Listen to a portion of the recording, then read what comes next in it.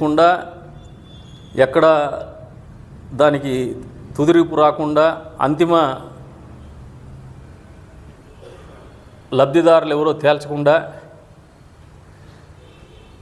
కేసుని ఎక్కడో చోట కన్క్లూడ్ చేసే ప్రయత్నం జరుగుతుంది. ఎందుకు ఇటువంటి ప్రయత్నాలు జరుగుతుందని వీళ్ళు తెలియజెప్పాల. అంటే ఈయన చేసే ప్రతి ఆలోచన కానీ, జగన్మోహన్ రెడ్డి గారిది వేసే ప్రతి అడుగు కానీ మోసం, కుట్ర, విద్వేషాలు రెచ్చగొట్టడం, ప్రాంతీయ విద్వేషాలు రెచ్చగొట్టడం, మత విద్వేషాలు రెచ్చగొట్టడం, సున్నితమైనటువంటి అంశాలతో ప్రజల్ని తప్పుదోవ పట్టించడం, తద్వారా రాజకీయ లబ్ధి పొందడం అనేది సుస్పష్టంగా ఈయన పొలిటికల్ అజెండా కనపడుతోంది. అంతిమంగా ఆయన ముఖ్యమంత్రి కావాలా, మళ్ళీ దోచుకోవాలా, లక్షల కోట్లు తిన్నాడు, ఇంకా కొన్ని లక్షల కోట్లు పోగేసుకోవాలా.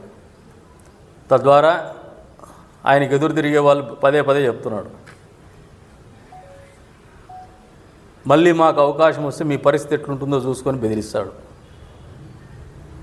మళ్ళీ పదే పదే చెప్తున్నాం జగన్మోహన్ రెడ్డికి వాళ్ళ పార్టీ వాళ్ళకి, అయ్యా ప్రజలకు మంచి చేస్తామంటేనే ఓట్లు వేసే ఆలోచన చేస్తారయ్యా గుణగణాలన్నీ. ఒకసారి ఉలిక్కి పడిపోయినారు, నీ దెబ్బకు 5 సంవత్సరాలు మోసపోయినా ఒకసారి అవకాశం అంటే ఏంది రా అని చెప్తే ఈరోజు మళ్ళీ ఉద్యోగస్తులు ఉలిక్కి పడుతూ ఉన్నారు.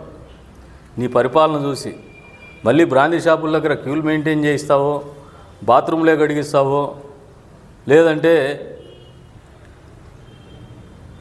ఈ రాష్ట్రంలో ఉద్యోగస్తుల్ని వాళ్ళ జీతభత్యాలు బోర్డు పెట్టిస్తావో, మళ్ళీ ఏ రకమైనటువంటి తంతు తలతెక్కి వ్యవహారం చేస్తామని చెప్పేసి భయపడిపోతూ ఉన్నారు. మాట ఎత్తే బటన్ ఒత్తిన అన్నారు, మాట ఎత్తే ఏందో అపర భగీరథుడు మాదిరి మాట్లాడతారు.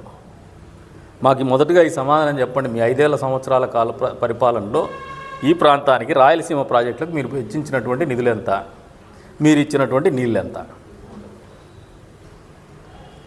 ఇది ప్రతి ఒక్కటి కూడా రికార్డే. అంతకుముందు చంద్రబాబు నాయుడు గారు 5 సంవత్సరాల పరిపాలన మీరు బెంచ్ మార్క్గా తీసుకొని దాన్ని పోల్చుకొని చెప్పినా పర్వాలా, లేదు 19 నెలల ఈ పరిపాలనలో ప్రోరేటా బేసిస్లో 5 సంవత్సరాలు ఈ 19 నెలలు పోల్చుకొని చెప్పినా పర్వాలే. ఎక్కడైనా ప్రజలకు బహిరంగంగా వాస్తవాలు తెలియజెప్పాలని చెప్పేసి జగన్మోహన్ రెడ్డి గారిని డిమాండ్ చేస్తున్నాం. మీరు మాట్లాడే బహిరంగ సభలో ఈ వాస్తవాలు కూడా మాట్లాడితే ప్రజలు కూడా వాస్తవాలు తెలుసుకొని వాస్తవానికి దగ్గరగానే భవిష్యత్తులో నిర్ణయాలు తీసుకుంటారని చెప్పేసి కూడా ఆయనకు తెలియజెప్తాం.